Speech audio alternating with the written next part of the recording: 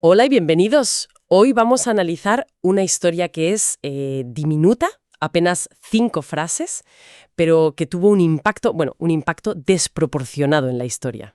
Sí, es de esas historias que parecen sencillas a primera vista, pero que esconden muchísimo. Totalmente. Está en un texto del siglo I, el Evangelio de Marcos, y cuenta cómo un líder religioso recluta a un nuevo seguidor. Parece simple, sí. Pero cuando la examinas a fondo, es una bomba de relojería, social, política, económica. Exactamente. La mayoría de la gente conoce la historia, pero no todo el contexto que la hace tan explosiva. Claro. Y para entenderla, no nos vamos a quedar solo en el texto. Hoy nos sumergimos en varias fuentes que hemos reunido. ¿Eso es? Tenemos, por supuesto, el pasaje original de Marcos, capítulo 2, pero también hemos consultado un análisis histórico sobre el sistema fiscal en la Galilea de aquella época. Y un estudio sociológico que es clave sobre las leyes de pureza y las costumbres sociales. Efectivamente. Nuestra misión hoy es descifrar por qué el simple acto de llamar a un recaudador de impuestos y luego sentarse a comer en su casa fue un acto tan radical, tan increíble, que todavía lo discutimos 2000 años después. Es que es un caso de estudio perfecto. Un gesto aparentemente pequeño que desafía toda la estructura de poder de una sociedad. Muy bien, pues vamos a ello. La escena inicial nos sitúa a la orilla de un lago. Jesús está enseñando a una multitud. Sí. Y el texto dice: Al pasar, vio a Leví el de Alfeo sentado al mostrador de los impuestos y le dijo: Sígueme, vamos a parar aquí un momento. Vale. Un mostrador de los impuestos. A mí me suena una oficina de Hacienda algo aburrido, burocrático. Pero las fuentes históricas que tenemos pintan un cuadro muy diferente, ¿verdad? Completamente diferente. O sea, tenemos que olvidarnos de un funcionario con su horario de oficina. Leví, a quien la tradición identifica con Mateo, era un publicano. Y eso en la Galilea del siglo I. Pues en la Galilea del siglo I, bajo el gobierno de Herodes Antipas, que a su vez respondía ante Roma. Ser publicano no era una simple profesión, era una identidad socialmente tóxica. ¿Tóxica por qué exactamente? ¿Solo porque a nadie le gusta pagar impuestos? Va mucho más allá. El sistema se conocía como arrendamiento de impuestos. A ver, Roma o Herodes no recaudaban directamente, sino que subastaban el derecho a hacerlo. ¿Cómo que lo subastaban? Sí, al mejor postor. Un empresario rico pagaba una suma fija por adelantado y luego, pues contrataba a publicanos locales como Leví para sacar el dinero de la gente. El truco estaba en que podían recaudar todo lo que pudieran por encima de esa cuota, O sea que su beneficio era la extorsión legalizada. básicamente. Así que Leví no era solo un recaudador, era parte de una maquinaria de explotación económica. Y lo que es peor, al servicio de una potencia ocupante. Claro. Para sus compatriotas judíos, Leví era un doble traidor. Por un lado, políticamente, colaboraba con el opresor, con Roma. ¿Y por otro? Económicamente, se enriquecía a costa de su propio pueblo. Uno de los análisis que hemos visto detalla los impuestos que cobraban, sobre las tierras, las cosechas, las mercancías que pasaban, hasta un impuesto por cabeza. Vamos, que eran una presencia constante y odiada en la vida diaria. Odiadísima. Estaban socialmente aislados, considerados pecadores públicos por definición. Vale, esto cambia por completo la imagen. Jesús no está simplemente llamando a un administrativo. No, no. Está eligiendo deliberadamente a la persona más despreciada de la escena, el colaboracionista y el usurero, todo en uno. Y la llamada es de una brevedad increíble. Sígueme. Y la respuesta de Leví es igual de asombrosa. Él se levantó y lo siguió. Abandona su puesto en el acto. Esto no es como cambiar de trabajo, ¿eh? No, claro. Está renunciando a su única fuente de riqueza y seguridad. Una vida que, aunque fuera despreciada, era muy lucrativa. Es un abandono total inmediato. Eso dice mucho del poder de la propuesta de Jesús, ¿no? Para provocar una ruptura así en la vida de alguien. Desde luego. Y aquí es donde la cosa se pone aún más interesante, porque la historia podría haber terminado ahí, con un reclutamiento impactante. Podría, sí. Pero el texto continúa. Sucedió que, mientras estaba Jesús a la mesa en casa de Leví, muchos publicanos y pecadores se sentaron con él y sus discípulos. No solo lo llama, sino que va a su casa, a su terreno, y comparte una comida. Y este es el verdadero escándalo. Si la llamada fue una chispa, el banquete fue la explosión. ¿Por qué? Para entenderlo tenemos que ir a las fuentes sobre la cultura de la época. En nuestra sociedad moderna comemos con con todo tipo de gente, compañeros de trabajo, clientes, conocidos. Es algo casual.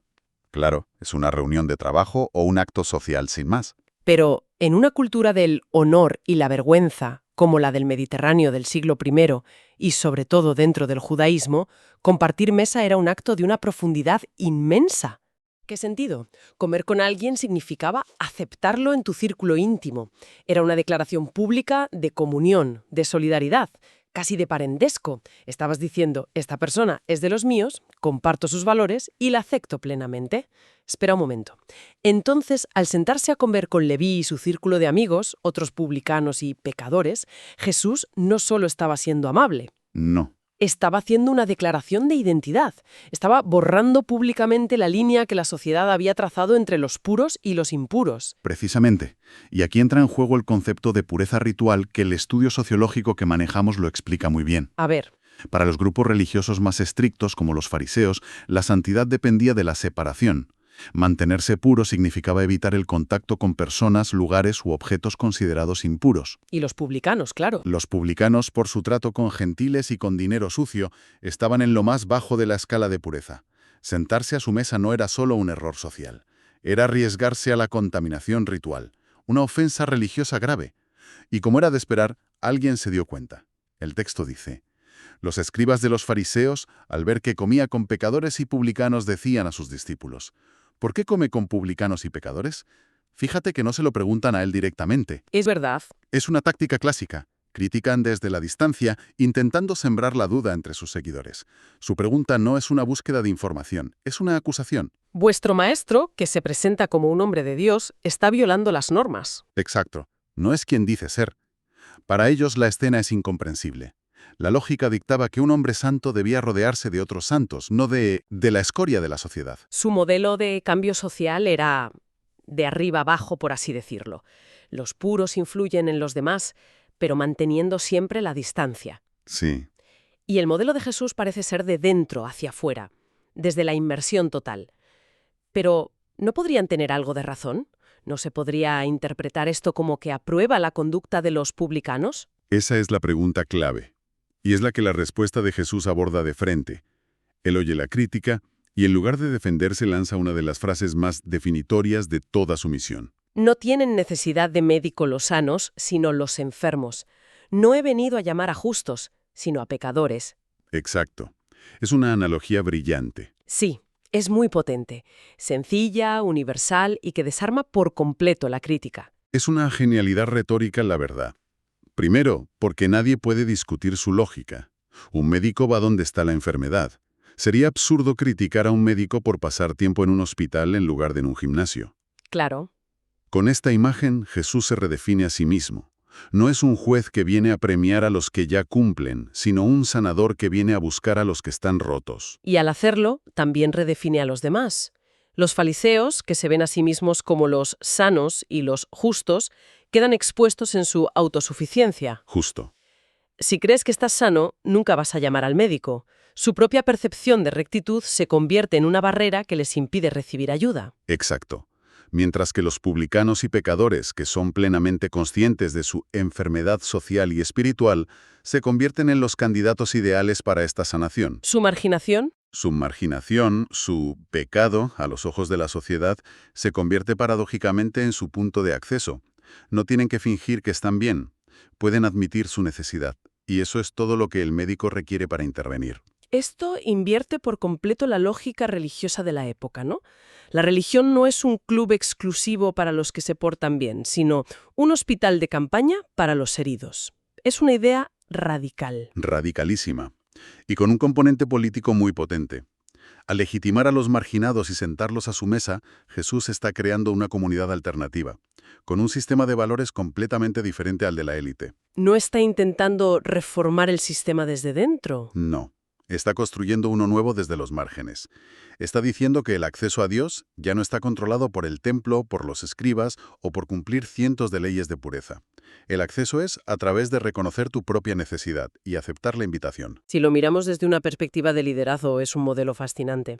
En lugar de consolidar el poder rodeándose de los mejores, busca el potencial en los descartados. Y construye su movimiento con ellos. Es una apuesta por el capital humano que todos los demás habían dado por perdido, Y demuestra que la transformación no ocurre desde la distancia y el juicio. sino desde la proximidad y la comunión. El gesto de sentarse a comer es la clave de todo. No les da un sermón desde un púlpito, comparte su vida, su pan. Es ese acto de solidaridad radical lo que parece provocar el cambio. Entonces, si recapitulamos lo que hemos extraído de nuestras fuentes, esta breve historia es mucho más que un simple relato. Vemos una decisión económica audaz de Leví, que abandona una carrera corrupta pero segura. Sí, Vemos un desafío social tremendo por parte de Jesús, que rompe tabúes sobre la pureza y el comer juntos. Y vemos una declaración de principios que redefine la religión, no como un sistema de exclusión, sino como una misión de inclusión orientada a la sanación. exacto. Cada verso está cargado de un significado que solo se revela cuando entiendes todo el contexto. La fuerza del pasaje está en ese choque entre las expectativas de la época y las acciones de Jesús. Llama al intocable, come con los impuros y declara que su misión es precisamente para ellos. Es increíble cómo unas pocas frases pueden contener tantas capas de significado. Muestra que lo que a menudo leemos como un simple relato moral era, en su momento, un acontecimiento profundamente subversivo. Y esa es, quizás, la razón por la que ha perdurado. Toca una fibra universal, la idea de que nadie está más allá de una segunda oportunidad, y que el valor de una persona no lo define su rol social o sus errores pasados. Exacto. Es un mensaje que desafía las jerarquías de cualquier época, incluida la nuestra. Lo cual nos deja con una pregunta final para reflexionar, una que se desprende de este análisis. La crítica de los fariseos se centraba en ¿con quién compartía mesa Jesús? ¿Mm? La historia nos obliga a preguntarnos, ¿quiénes son los publicanos y pecadores de hoy? ¿Con quién nos negamos nosotros, individual o colectivamente, a sentarnos a la mesa? Es una buena pregunta. Y no es solo con quién comemos literalmente, sino con quién estamos dispuestos a compartir nuestra vida, nuestro tiempo, nuestra aceptación. Algo en lo que pensar.